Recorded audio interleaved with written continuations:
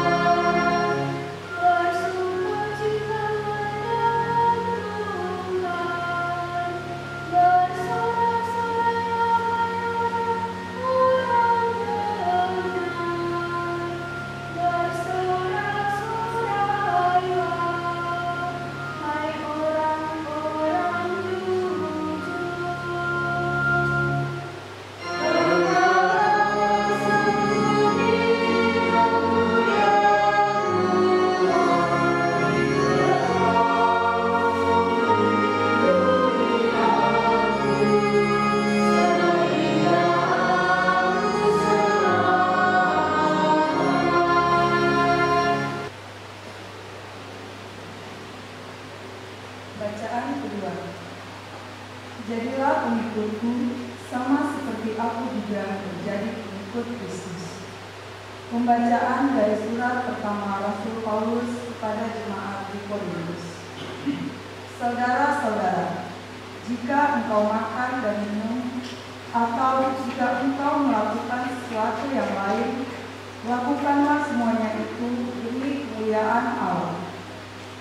Janganlah kamu menimbulkan syak dalam hati orang, baik orang Yahudi atau orang Yunani maupun jemaat Allah. Sama seperti aku juga berusaha menyenangkan hati semua orang dalam segala hal, bukan untuk kepentingan diriku, tetapi untuk kepentingan orang banyak, supaya mereka beroleh selamat. Jadilah pengikutku, sama seperti aku juga menjadi pengikut Kristus. Demikianlah sabda Tuhan.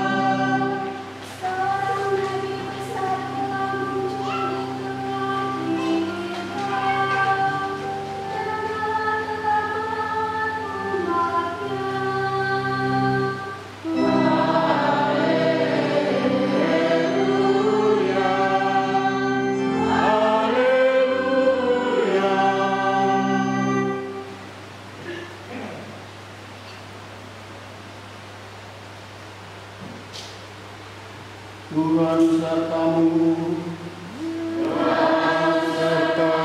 juga. Inilah Yesus Kristus karangan Santo Markus.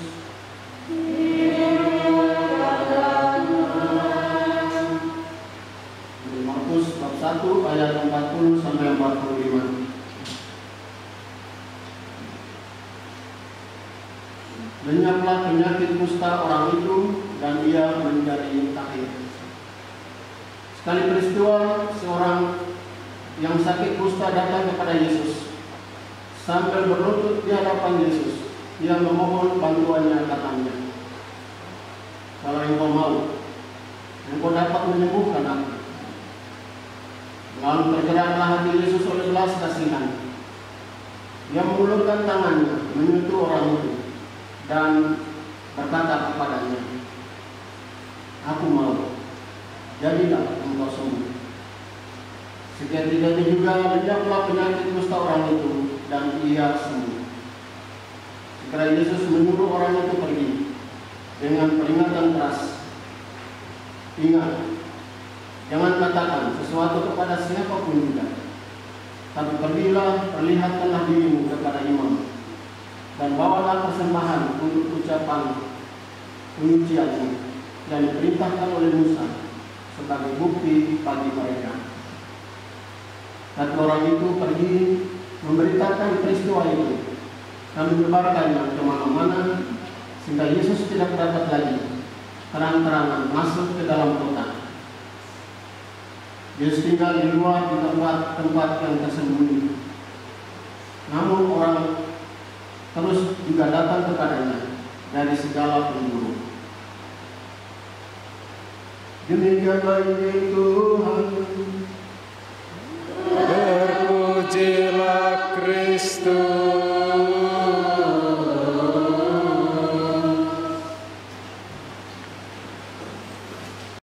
Tadi baru kita dengarkan mengisahkan tradisi dan cara pandang orang Yahudi terhadap orang-orang yang sakit kusta. Bagi mereka, orang-orang sakit kusta dalam pandangan orang Yahudi adalah orang-orang yang dikutuk Tuhan, adalah kutukan Allah. Karena itu orang-orang sakit kusta ini harus diberi tanda khusus supaya dijauhi oleh masyarakat atau orang-orang yang sehat. Jangan ada yang lupa. Ada tanda, tapi juga ada yang ditaruh di kasbel di kaki, sehingga ketika mereka jalan bel, orang jauh dan jauh dengan bel sudah mengikat semua tidak boleh bertatapan atau berpapasan, harus mengambil jalan lain, tidak boleh ketemu. Karena ini mereka adalah orang-orang kutukan yang pantas dikutuk dan dijauhkan. Dan dengan demikian mereka pun bukan hanya diberi tanda dan dijauhi saja, tapi lebih dari itu adalah diasingkan, disingkirkan dalam tatanan hidup sosial. Dan lebih parah lagi, lebih ekstrim lagi, mereka dianggap bukan manusia. Mereka adalah orang-orang yang bukan masuk dalam kategori manusia yang dimengerti, dipahami oleh kebanyakan orang. Mereka dianggap adalah mungkin sama dengan binatang, bahkan mungkin lebih dari binatang, sudah pantas dijauhi. Cerita dalam kitab Imamat ini sangat kontradiktif, sangat berbeda dengan cerita ini. Yesus sangat oposisi sekali. Yang semulanya orang kusta dalam konsep orang Yahudi, siapapun dia dalam darah Yahudi atau Israel, pasti secara tradisi diwariskan. Orang kusta tidak boleh didekati. Itu orang-orang yang dikutuk Tuhan dan pantas mereka dijauhi, bahkan dianggap bukan manusia. Tapi Yesus justru tidak. Dan orang yang sangat lucu lagi, kenapa orang kusta ini datang kepada Yesus? Apa yang ada dalam pikiran dia? Kenapa dia tidak takut ketemu Yesus? Mungkin dia memiliki sesuatu dan menganggap bahwa Yesus pasti berbeda dengan semua kebanyakan orang lain dalam semua pemahaman orang-orang di sekitarnya, bahkan dalam sistem sosial atau institusi-institusi dalam kehidupan masyarakat, institusi negara, institusi agama, dan seterusnya. Orang ini memiliki satu pandangan dalam visi dia, yakin bahwa Yesus memiliki cara berbeda. Karena itu dia datang dengan mengajukan pertanyaan kepada Yesus. Kalau engkau mau, engkau dapat melahirkan aku. Kenapa dia ajukan pertanyaan itu? Karena tadi Yesus, orang kusta ini dia ragu-ragu, jangan Yesus masuk dalam kategori orang Yahudi yang menganggap dia pasti bukan manusia, tidak mungkin akan diterima. Jadi karena itu dia bertanya, maukah engkau menyembuhkan aku? Yesus dengan spontan justru dengan aksi, dengan tidak hanya dengan kata-kata, tapi kata-kata dan aksi bersama.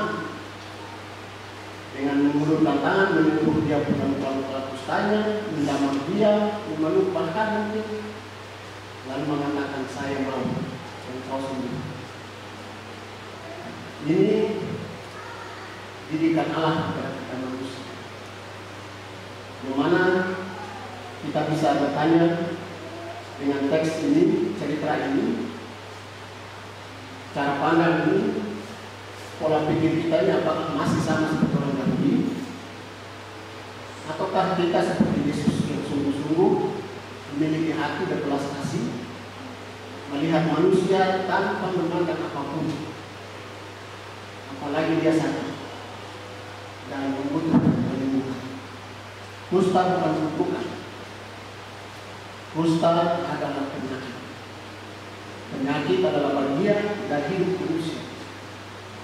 Penyakit apapun bukan dalam kutukan Tuhan, tapi adalah bagian dari positif dan negatif, gelap dan terang hidup manusia karena dosa. Saya kira kita orang timur ini kebanyakan masih konsep ini kutukan Tuhan. Dulu HIV itu orang semua anggap wah itu kutukan. Jadi orang yang HIV semakin langsung dibakar, rumah-rumahnya semua dibakar.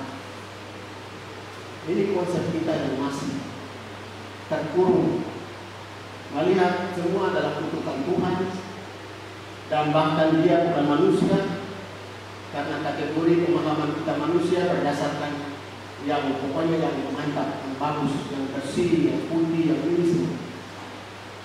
Yesus mengajarkan kepada kita manusia itu bukan karena apapun, Tapi manusia adalah sebagaimana dia, seperti kita. Matanya dua, kakinya dua, tangannya dua, ada mulutnya dan seterusnya, bicara bahasa, apapun bahasanya adalah manusia. Dan dalam manusia itu adalah Kristus sendiri hadir. Adalah Allah, gambaran Allah, Imago Dei, gambar Allah dalam diri setiap manusia, siapapun dia. Mau kena kusta kan, mau miskin kan, dia kaskado kan, dia rambut kotor kan, baunya busuk kan, yang bersih, yang putih, dan siapa saja semua adalah manusia. Dan di dalam manusia itu adalah Allah yang hadir. Bapak Ibu dan Saudara sekalian, saya kira persoalan sangat besar dengan situasi akhir-akhir ini, khusus untuk orang Papua, karena pandangan rasisme terlalu dominan di negara,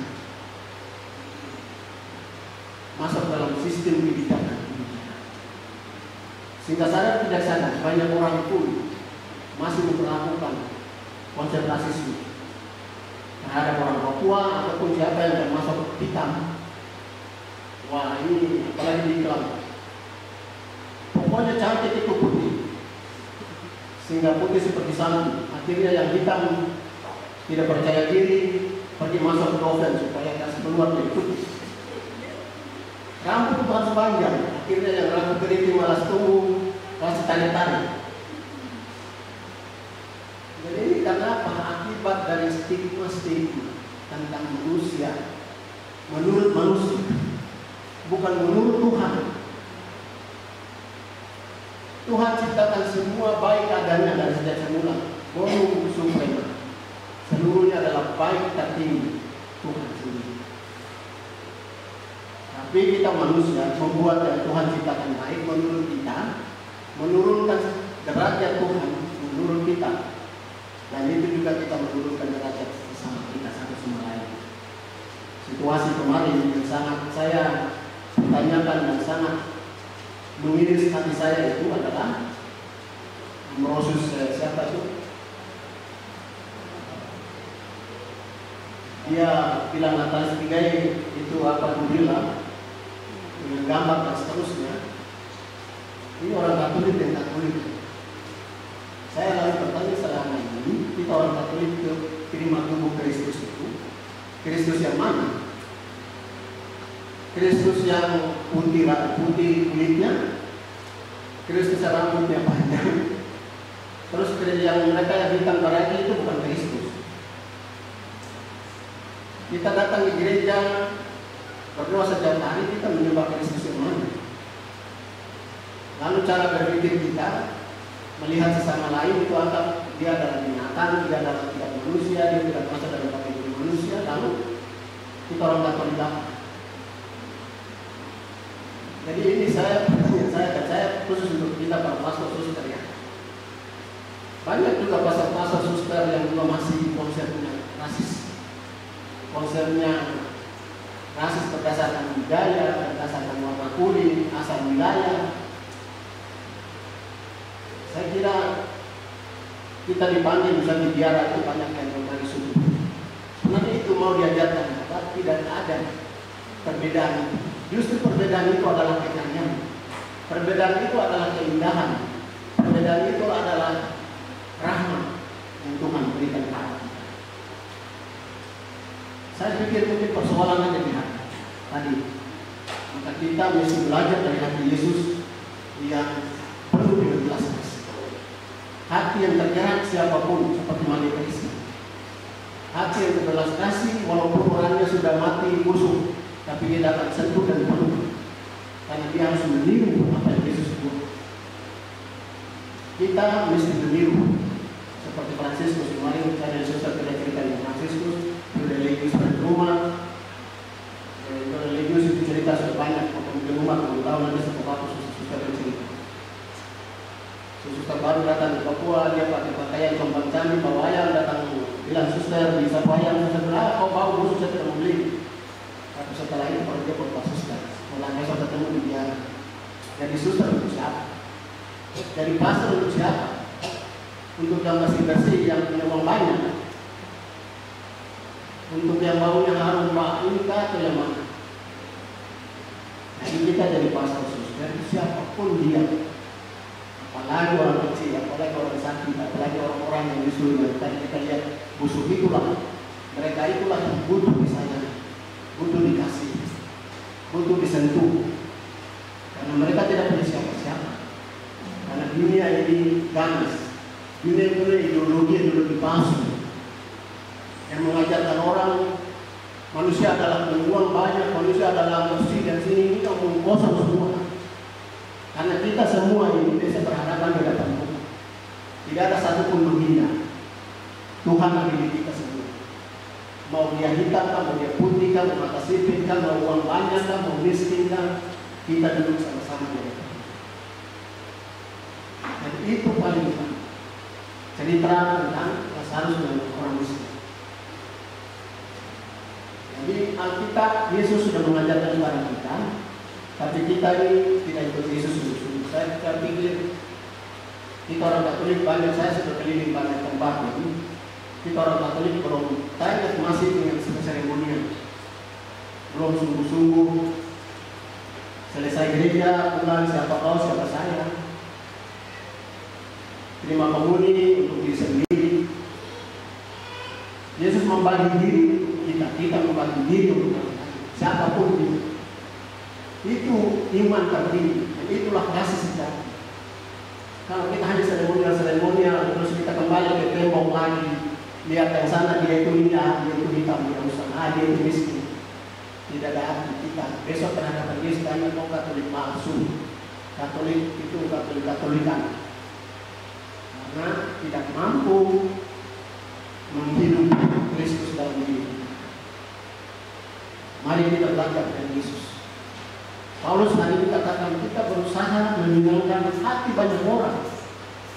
Berarti kita di bawah hati, bukan bawa otak, bukan bawa status, bukan bawa duit, tapi bawa hati yang paling utama. Supaya hati dan hati bertemu, sehingga tembok-tembok itu digugurkan. Kalau hati bertemu apapun dia manusia, dari mana siapapun dia, pasti akan bertemu. Dia adalah manusia dan saya manusia, harus bertemu dalam hati Yesus, karena di dalam diri dia adalah Kristus. Itulah, mari kita belajar dari Yesus. Kita harus belajar untuk melawan diri kita terus. Kalau kita masih memiliki konsep, mentalitas, perasaan ada pendekatan itu, masih terus belajar untuk membunuh dalam diri kita. Kita berani untuk itu. Saya secara khusus untuk bertanya kepada kami para biarawati, para pastor. Saya umat banyak menyampaikan, terutama masyarakat kecil. Pastor-pastor sekarang ini perayaan KSD tapi seremonial melulu. Tapi untuk kunjung orang sakit, pergi ke masyarakat kecil, tidak ada. Tapi pastor-pastor dulu kenapa mereka bisa? Jadi jangan heran kalau umat sekarang itu mempertanyakan kualitas hidup kami sendiri, termasuk uskup-uskup. Banyak situasi di Papua yang penuh dengan pembunuhan, manusia dibunuh. Uskupnya dia sering bahas. Kalau jadi uskup untuk siapa? Uskup begitu di istana makan materi. Ini pertanyaan-pertanyaan dari umat. Yesus Allah jadi miskin bahkan telanjang pakai kawat di atas kayu salib. Dia tidak pakai pakaian mewah di atas kayu salib. Mari kita belajar dari Yesus hari ini. Kita mesti keluar, kita mampu bersentuhan seperti Maria Teresia, mampu memeluk orang-orang kecil di jalan menjalani di Kalkuta. Walaupun mereka tidak punya harapan, tapi dengan sentuhan itu mereka ada harapan. Mereka juga dihargai, mereka dicintai, sehingga mereka meninggal dengan penuh kemuliaan. Dan dengan cara kita masing-masing, kita bisa hadir menyentuh satu sama lain, hati dan hati bertemu. Bukan status bertemu, bukan jabatan, bukan apapun materi dan sebagainya, tapi hati yang Yesus harapkan dari kita semua. Mari kita berdoa semoga Tuhan terus-menerus membersihkan hati kita dari kegelapan stigma, ideologi, cara berpikir yang salah dalam dunia ini yang mengajarkan segala macam palsu. Dan kita sungguh-sungguh melihat Yesus dalam diri sesama kita sungguh mampu mencintai dan mengasihi mereka sebagaimana Yesus